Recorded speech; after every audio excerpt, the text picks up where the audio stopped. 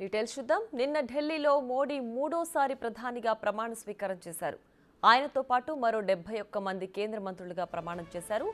మోడీ టీంలో తెలుగు రాష్ట్రాల నుంచి 5గురికి అవకాశం దక్కింది. 2 కేబినెట్ మంత్రులు, 3 సహాయ మంత్రులుగా చోటు దక్కించుకున్నారు. ఏపీ నుంచి రామ్మోహన్ నాయుడు, తెలంగాణ నుంచి కిషన్ రెడ్డికి కేబినెట్ మంత్రులుగా అవకాశం కల్పించారు. ఏపీ నుంచి పెమ్మసాని చంద్రశేఖర్, శ్రీనివాస్ వర్మ, తెలంగాణ నుంచి బండి సంజయ్ సహాయ మంత్రులుగా ప్రమాణం చేశారు.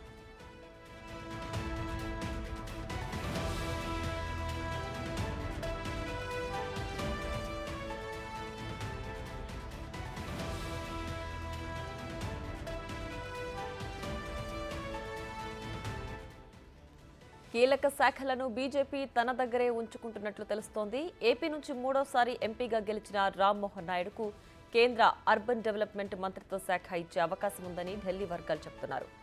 చంద్రబాబు కూడా ఈ శాఖ తమకు కావాలని అడిగినట్లు తెలుస్తోంది. అర్బన్ డెవలప్మెంట్ మంత్రిత్వ శాఖ సాయంతో రాష్ట్రాన్ని అభివృద్ధి, అమరావతిని వీలైన త్వరగా పూర్తి చేసే వీలుంటుందని చంద్రబాబు భావిస్తున్నారు.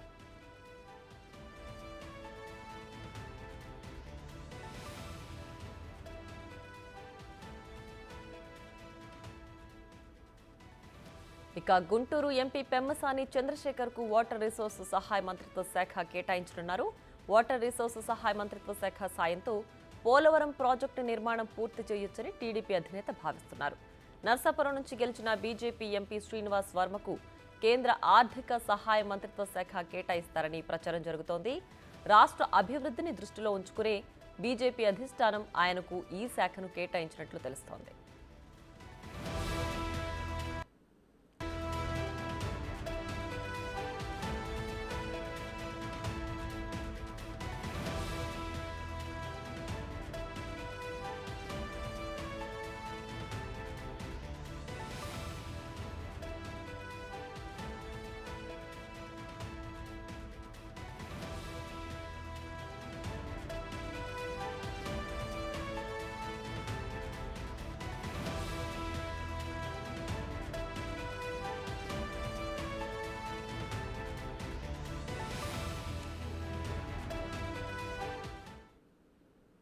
రైట్గా ఇదే అంశానికి సంబంధించి మరింత సమాచారం మా ప్రతినిధి ఢిల్లీ నుంచి శివ లైవ్ లో అందించడానికి సిద్ధంగా ఉన్నారు. శివ, చెప్పండి, నిన్న మోడీ క్యాబినెట్ లో మన తెలుగు వాళ్లకు 5 మందికి అవకాశం కల్పించినట్లుగా తెలుస్తోంది కదా. సో ఈ తెలుగు వాళ్ళకి ఏ పోర్ట్ఫోలియో లభించే అవకాశం ఉంది?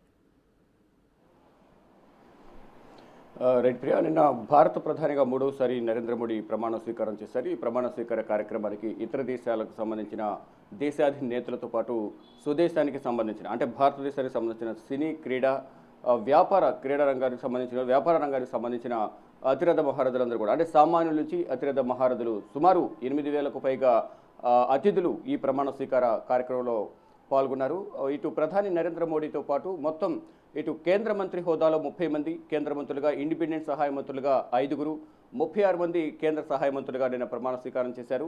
వీరిలో తెలుగు రాష్ట్రాల నుంచి 5గురు కేంద్ర కేబినెట్లో అవకాశం సంపాదించుకున్నారు. వారిలో తెలుగు రాష్ట్రాల నుంచి రామ్మోహన్ నాయుడు, శ్రీకాకుళం నుంచి 3 సార్లు ఎంపీగా గెలుపొందిన రామ్మోహన్ నాయుడు కేంద్ర కేబినెట్లో, అలాగే గుంటూరు నుంచి తొలిసారి ఎంపీగా గెలుపొందిన పెమ్మసాని చంద్రశేఖర్ కేంద్ర సహాయ మంత్రిగా, ఇటు నర్సాపురం నుంచి బీజేపీ నుంచి తొలిసారి ఎంపీగా గెలుపొందిన శ్రీనివాస్ వర్మకు సహాయ మంత్రిగా కేంద్ర కేబినెట్లో అవకాశం కల్పించారు. ఇక వీరి ముగ్గురికి శాఖలు ఒకసారి చూసుకుంటే ఒక ప్రచారం అయితే జరుగుతోంది.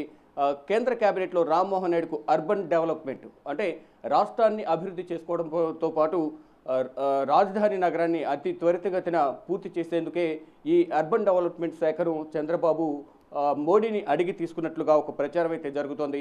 ఈ అర్బన్ డెవలప్మెంట్ శాఖ ద్వారా రాష్ట్రాన్ని కుంటుపడిన అభివృద్ధిని త్వరితగతిన రాష్ట్ర అభివృద్ధిని పరిగెత్తించే విధంగా కూడా ఈ శాఖ ఉపయోగపడుతుందంటూ కూడా అందువల్లే ఈ కేబినెట్ శాఖను తీసుకున్నట్లుగా తెలుస్తోంది. మరోవైపు గుంటూరు ఎంపీ పెమ్మసాని చంద్రశేఖర్, ఈ పెమ్మసాని చంద్రశేఖర్కు సహాయ మంత్రిగా వాటర్ రిసోర్స్, అంటే జలశక్తి శాఖకు సంబంధించిన వాటర్ రిసోర్స్ సంబంధించి శాఖను తీసుకున్నట్టు తెలుస్తుంది. దీని ద్వారా ఏపీ ప్రజల చిరకాల స్వప్నమైన పోలవరం ప్రాజెక్టును అతి త్వరితగతిన, అంటే వితిన్ 1 ఇయర్లో పోలవరాన్ని పూర్తి చేయాలనే ఉద్దేశంతో ఈ వాటర్ రిసోర్స్ డిపార్ట్మెంట్కి సంబంధించి శాఖ మన దగ్గర ఉంటే, ఏపీ దగ్గర ఉంటే కేంద్రం నుంచి మరింత సహకారం అందుతుంది అనే ఉద్దేశంతోనే ఈ శాఖను కూడా చంద్రబాబు మోడీని అడిగి తీసుకున్నట్లుగా కూడా మరో సమాచారం అయితే అందుతోంది.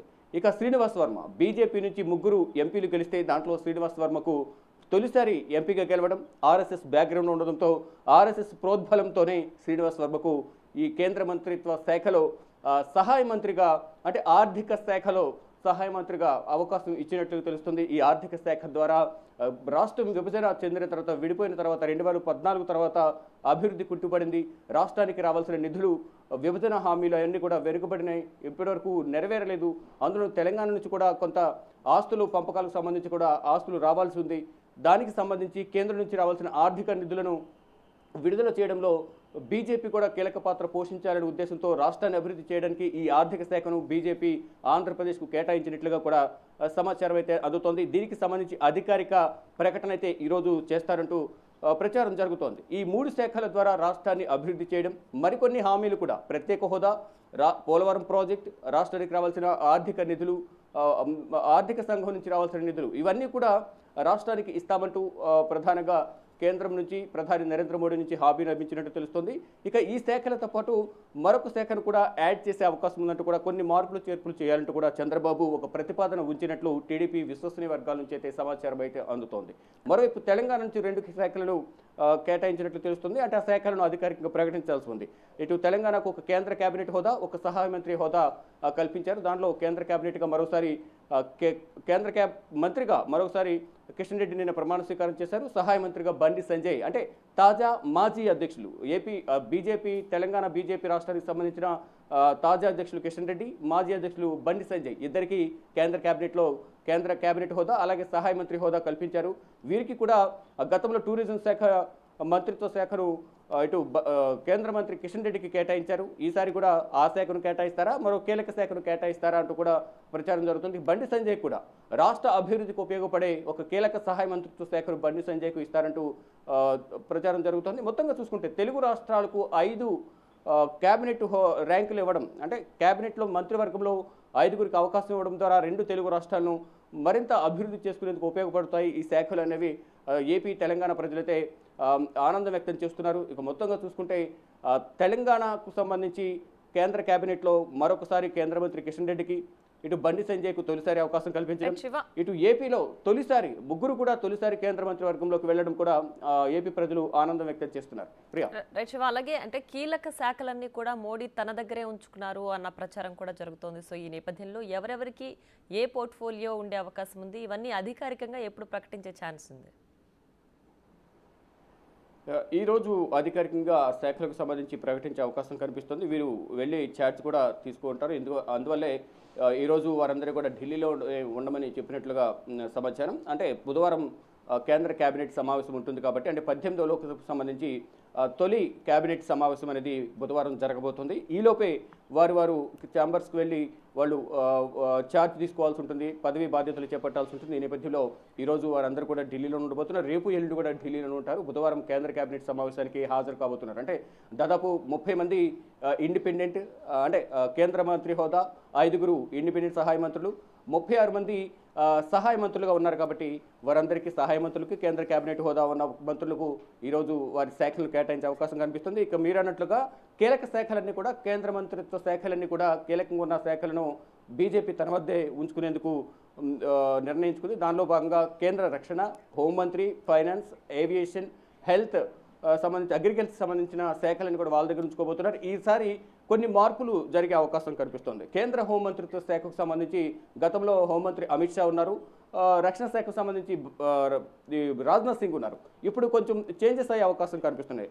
కేంద్ర హోంమంత్రిత్వ శాఖను రక్షణ శాఖ మంత్రిగా బాధ్యతలు చేపట్టిన రాజ్నాథ్ సింగ్కు కేటాయించే అవకాశం ఉంది. రక్షణ శాఖను అమిత్ షాకు కేటాయించే అవకాశం ఉన్నట్లు తెలుస్తోంది. మరోవైపు జేపీ నడ్డాను కూడా కేంద్ర కేబినెట్లో తీసుకునే నేపథ్యంలో అక్కడ అధ్యక్ష బాధ్యతలు అనేవి ఇటు కేంద్ర హోంమంత్రిగా గతంలో బాధ్యతలు నిర్వహించిన అమిత్ షాకు కేటాయిస్తారంటూ కూడా మరో ప్రచారం జరుగుతుంది. అంటే రానున్న రోజుల్లో అసెంబ్లీ ఎన్నికల నేపథ్యంలో అసెంబ్లీ ఎన్నికలను జాగ్రత్తగా నిర్వర్తించాలంటే అమిత్ షాకు బీజేపీ ఈ అధ్యక్ష బాధ్యతలు అప్పగించాలనే యోచనలో ఉన్నట్టు తెలుస్తోంది. ఇక హెల్త్కి సంబంధించి మన్సుఖ్ మాండవ్య గతంలో విధులు నిర్వహించారు కాబట్టి మళ్ళీ ఆయనకే ఈ శాఖను కేటాయించే అవకాశం కనిపిస్తోంది. ఇక నిర్మలా సీతారామన్ ఆర్థిక శాఖను గతంలో నిర్వర్తించారు. ఇప్పుడు కూడా ఆర్థిక శాఖను నిర్మలా సీతారామన్కే ఇస్తారంటూ మరో ప్రచారం జరుగుతోంది. ఇక అనురాగ్ సింగ్ ఠాకూర్, జ్యోతిరాదిత్య సింధియా వీరు కూడా అవే శాఖలను కంటిన్యూ చేస్తారంటూ ప్రచారం జరుగుతుంది. కానీ అధికారిక ప్రకటన అనేది ఈరోజు సాయంత్రానికి లేదా మధ్యాహ్నం లోపు తెలిసే అవకాశం ఉంది. Priya. Right Shiva, thanks for the updates.